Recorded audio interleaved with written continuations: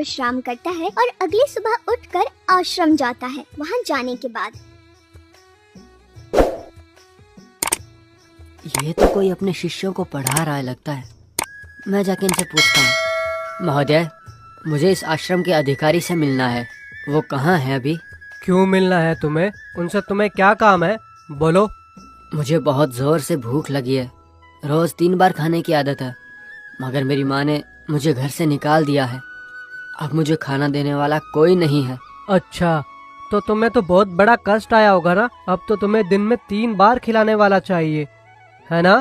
ठीक है, तुम्हें रोज 3 बार खाना दिया जाएगा। इससे हमें कोई एतराज नहीं है। तुम निश्चिंत होकर यहाँ रह सकते हो।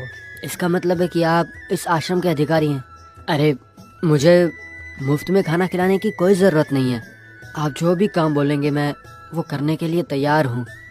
ठीक है, अभी तो तुम्हें भूख लग रही होगी ना। जाओ पहले जाके खाना खा लो। इस तरह हनुमंत वहीं रहकर उन लोगों की सेवा करने लगता है। एक दिन महाराज, खाना तैयार है, आपको परोस दूं? भगवान को निवेदन तो कर दिया है ना? हाँ महाराज, कर दिया है। इन बातों के बाद हनुमंत ऋषि के पास जाता है और उनसे कहता है, महाराज, ये निवेदन किसे कहते हैं? निवेदन बोले तो जो भी हम खाना खाने के लिए पकाते हैं ना, उसको पहले हमें भगवान को निवेदन करना चाहिए। पहले भगवान को अर्पण करके ही खाना। अरे, फिर मैंने तो कभी भी निवेदन नहीं किया है। मैं तो हर रोज खुद को ही निवेदन करके खा जाता हूँ। आश्रम में कोई एक आदमी करे तो काम चल जाता है। हर एक को वैसे करने की आवश्यकता नहीं है। मगर हाँ, मैं तुमको एक बात बताना तो भूल ही गया था। कल से यहाँ पे 2-3 दिन के लिए बहुत बड़ा यज्ञ होने वाला है। उस यज्ञ में भाग लेते हुए हम फल के बगैर कुछ भी नहीं खाएंगे। और तो और 3 दिनों तक आश्रम में खाना भी नहीं बनेगा। तुम तो भूख बर्दाश्त नहीं कर सकते हो, तो कल से तुम क्या करोगे बेटा? अरे, 3 दिन तक एक ही फल खाना असंभव है। आपने वादा किया था आप मुझे हर रोज खाना खिलाएंगे, लेकिन अब आप ये क्या बोल रहे हो? ये तो सरासर गलत बात है। ठीक है, तुम एक काम करो। तुम्हें रोटी बनाने के लिए कितना आटा चाहिए वो शिष्यों को बता देना। तुम उस आटे को ले जाकर गंगा के किनारे रोटी बनाकर खा सकते हो। ऐसा क्यों? गंगा किनारे मुझे क्यों जाना है? मैं यहीं आश्रम में रोटी पका सकता हूँ ना। यहाँ पर सब लोग उपवास में रहते हैं। अगर तुम यहाँ पर सामने खाना बनाओगे तो हम सबको तो भूख लग जाएगी ना। तब तो हम सब लोगों का व्रत भंग हो जाएगा। इसीलिए मैंने तुम्हें गंगा किनारे रोटी पकाने को कहा। और हाँ, एक और बात, भगवान को निवेदन करने के बाद ही तुम रोटी को खाना, समझे? ये बात याद रखना, भूल मत जाना। उसके अगली सुबह हनुमंत यथा प्रकार अपने कार्य में लग जाता है। वो लकड़ी लाकर रोटी बनाने के लिए आश्रम से आटा लेने के लिए जाता है। भैया, मुझे रोटी पकाने के लिए थोड़ा आटा चाहिए। गुरुजी ने कहा था कि आपसे मांग लूं मैं। तुम हमेशा 2 रोटी खाते हो ना, ये लो, इसके लिए इतना आटा काफी होगा। लेकिन रात के खाने के लिए भी मुझे 2 रोटी चाहिए होगी ना, उसके लिए आटा? यह इतना बड़ा यज्ञ हो रहा है, हम सब उपवास कर रहे हैं, तुम तो हमारे साथ ही रह रहे हो ना। कम से कम दिन में एक बार तुम्हें भी उपवास रखना चाहिए। अगर तुम्हें शाम को भूख लग भी जाती है तो कुछ फल खा लेना, और क्या। ठीक है, फिर अगर आप बोल रहे हो तो मैं वैसा ही करूँगा। दिन में एक बार ही खाऊंगा। इसके बाद हनुमंत आटा लेकर गंगा किनारे पहुंच जाता है और वो उस आटे से रोटी पकाता है।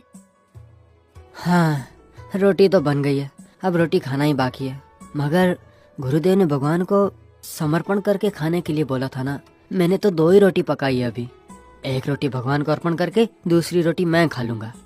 ये लो भगवान, ये तुम्हारी है, तुम आके ये खा लेना, मैं दूसरी रोटी खा लूंगा। भगवान, सुन रहे हो? अरे तुम्हें ही बोल रहा हूँ मैं। हाथ में कोदंड लेके घूमता है ना वो, उस भगवान का क्या नाम है? हाँ, रामभद्र। हमारे गांव में तो तुम्हारा ही आल्य है। सुन रहे हो रामभद्र, मैं तुम्हें ही बोल रहा हूँ। आ रहे हो कि नहीं? जल्दी आके तुम ये रोटी खा लो ना। इसके बाद थोड़ी देर इंतजार करने के बाद, रामभद्र, मैंने तुम्हें ये रोटी समर्पण की है, अब आके खा भी लो ना। कितनी देर इंतजार करूं मैं? मुझे तो जोर से भूख लगी है, जल्दी आओ ना। मुझे बुलाया क्या हनुमंत? गुरुजी ने कहा है कि पहले खाना आपको समर्पण करना है, उसके बाद खाना है। ये लो, तुम्हारे लिए 1 रोटी समर्पण कर दी है मैंने। अरे अरे, ये क्या? 1 मिनट, मैंने तो एक ही भगवान को बुलाया था, मगर ये 2 लोग आ गए। शायद इनकी बीवी हो सकती है। एक को खिला के दूसरे को भूखा कैसे रख सकता हूँ मैं? ये दूसरी रोटी भी उन्हें ही दे देता हूँ। देखो भगवान, आप 2 लोग आए हो ना, ये दोनों रोटी ले लीजिए आप। इस तरह हनुमंत दोनों रोटी राम सीता जी को दे देता है। उसके बाद खुद से कहता है, बाप रे, अब मुझे खाने के लिए कुछ आटा भी नहीं बचा है। अब मैं क्या करूँगा? अब तो मेरे पास कोई भी चारा नहीं बचा है। फल खा के ही सो जाता हूँ। स्वामी, हनुमंत के हिस्से की रोटी तो हम दोनों ने खा ली। अब वो बेचारा तो भूखा ही रह गया। उसके पास तो कुछ नहीं है। अब वो क्या खाएगा, क्या करेगा बेचारा? देखो सीता, उसने मुझे सच्चे मन से पुकारा था, इसीलिए मैं आया था। लाखों लोगों में से एक को भाग्य मिलता है जो आज हनुमंत को मिला है। इसके सारे परिचय हनुमंत ही कर रहा है। उसके यज्ञ का फल उसे मिलना है तो उसे उपवास रखना ही होगा। इसलिए मैंने उससे दूसरी रोटी भी ले ली थी, और तुम तो जानती हो, इसलिए उसे ये उपवास रखाना जरूरी था। हनुमंत रात में आश्रम पहुंचकर, भैया मुझे कुछ तो फल दे दो ना, बहुत जोर से भूख लगी है। दिन में भी कुछ नहीं खाया था आज। अरे अरे, ऐसा क्यों बोल रहे हो? आटा लेके गए तो थे तुम। हुआ कुछ यूँ कि एक मैंने मेरे लिए और दूसरी रोटी भगवान रामभद्र के लिए बनवाई थी। मैंने अर्पण करने के लिए राम जी को बुलाया तो सीता माँ भी साथ में आ गई। अब एक को खिला के सोचो दूसरे को मैं भूखा कैसे रख सकता हूँ, यही सोचा था। इसलिए दोनों रोटी मैंने उन्हीं को दे दी। क्या तुमने समर्पण के लिए रामभद्र को बुलाया और राम सीता दोनों आ भी गए? सुनने में तो अच्छा है। जाके किसी और गवार को सुनाना ये बात, मुझे नहीं। उस आटे से अच्छी तरह रोटी बना के खा के झूठ बोल रहे हो तुम। अरे नहीं, मैं सच बोल रहा हूँ भैया। वो दोनों एक साथ आए थे। तब तुम्हारे साथ वहाँ कोई दूसरा भी था क्या, या फिर तुम वहाँ पर अकेले ही थे? जहाँ तक मुझे पता है वहाँ पर सीताराम और मैं, केवल हम तीनों ही लोग थे और दूसरा कोई नहीं था। क्यों, ऐसा क्यों पूछ रहे हो? देखो, तुम्हारा झूठ अभी पकड़ा गया है। इतने तप जब होम यज्ञ करने वाले हम हर रोज भगवान को अर्पण कर रहे हैं। हमें तो भगवान एक भी दिन नहीं दिखा, और तुम्हें भगवान दिखाई दिया। कैसे यकीन कर लें? ऊपर से तुम एक बार भी भगवान को नमन नहीं करते हो, फिर तुम्हें कैसे दिख सकते हैं? ठीक है, फिलहाल तुम्हें फल ही चाहिए ना, ये लो फल लेकर जाओ और आराम से खाना। आप हर रोज समर्पण करते खाते हो, फिर भी भगवान ने आके नहीं खाया। लेकिन गुरुजी ने तो मुझे भगवान को अर्पण करने के बाद ही खाने के लिए बोला, मैंने वैसा ही किया। फालतू की बातें मत करो, तुम्हें तुम्हारा फल मिल गया ना, जाओ यहाँ से। इसके बाद हनुमंत वहाँ से चला जाता है। अगले दिन सारा काम पूरा करके गुरुजी के शिष्य से आटा लेकर वो फिर से गंगा किनारे जाता है। भैया, कल आपने 2 रोटी बनाने के बराबर का आटा दिया था ना मुझे, मगर समर्पण करने के समय 2 लोग आ गए थे। आज मुझे उन 2 लोगों के लिए 2 रोटी और मेरे लिए भी पूरी 1 रोटी, यानी कि 3 रोटी के बराबर आटा दे दीजिए मुझे। झूठ क्यों बोल रहे हो? सीधा कहो ना, 3 रोटी खाने के लिए आटा चाहिए तुम्हें। ये लो, तुम्हारी 3 रोटी के बराबर का आटा, जाओ। ये क्या? ये तो मेरी बात को समझना ही नहीं चाहता। खाने का समय हो गया है, बहुत भूख लगी है मुझे। जल्दी गंगा किनारे जाके खाना बना के खाता हूँ। इस तरह उस दिन हनुमंत उस आटे से 3 रोटियां बनाता है। ये 2 रोटी उन लोगों के लिए और ये मेरे लिए। भगवान, समर्पण के लिए खाना बन गया है, जल्दी आके खा लो, मुझे जोर से भूख लगी है। और उस दिन राम सीता के साथ साथ लक्ष्मण भी आते हैं। ये क्या है?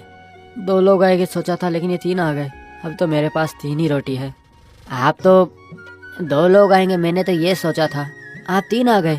ये तो मेरा छोटा भाई लक्ष्मण है, तुमने बुलाया था ना, इसलिए मैं भाई को भी साथ लेकर आया हूँ।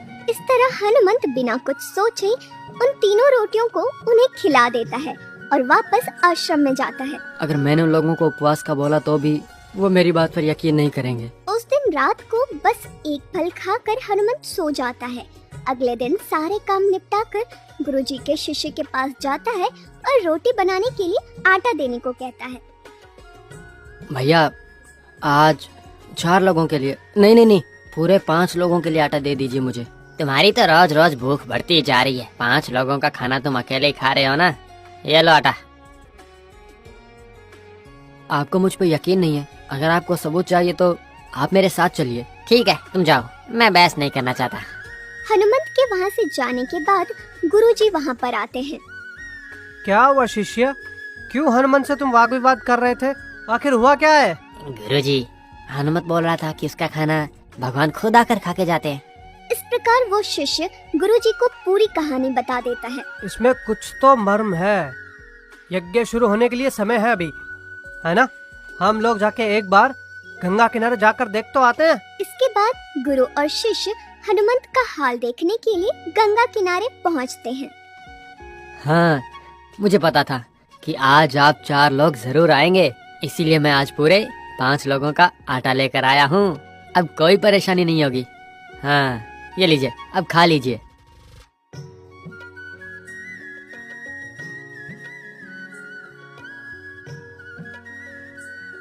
ये हनुमंत आखिर किससे बात कर रहा है? वहाँ पर तो कोई भी नहीं दिखा दे रहा है। चलो उसी से जाकर पूछते हैं। इसके बाद वो दोनों हनुमंत के पास जाकर देखते हैं। हनुमंत, किससे बात कर रहे हो? ओहो, आप भी आ गए। आप खुद देखिए, यही मेरे अर्पण किए हुए खाने को खा रहे हैं। इनको देखिए तो भैया, कल आपसे बोला था, आपने यकीन नहीं किया था ना। कल 3 लोग आए थे, लेकिन आज पूरे 4 आए हैं। हमें तो वहाँ पर कोई दिखाई नहीं दे रहा है। कहाँ है वो लोग? ये ऐसा क्यों कह रहे हैं? आप लोग मुझे तो दिखाई दे रहे हैं, लेकिन इन्हें क्यों नहीं दिखाई दे रहे? इतना नजदीक होने के बाद भी आप लोग इन्हें क्यों दिखाई नहीं दे रहे हो? देखो मुनिवर, ये हनुमंत निश्चल बुद्धि से और निर्मल मन से मुझ पर यकीन करके मुझे बुला के खाना खिला रहा है, इसलिए मैंने उसका दिया हुआ प्रसाद स्वीकार किया। हे प्रभु, मेरा जन्म पावन हो गया है। मैंने आपके साक्षात दर्शन जो कर लिए हैं प्रभु। मुझे क्षमा करना स्वामी, मैंने तो इस हनुमंत का अपमान किया था। अब तो मेरी गलती मैं जान गया हूँ, मुझे क्षमा करें। मुझ पर भरोसा करके मुझे बुलाने वाले को मेरा दर्शन हमेशा अवश्य होगा वत्स। इस तरह हनुमंत को आश्रम में आश्रय देने की वजह से गुरुजी के साथ साथ उनके शिष्य को भी भगवान के दर्शन मिल गए और तब से वो उस आश्रम में रहकर हर रोज सच्ची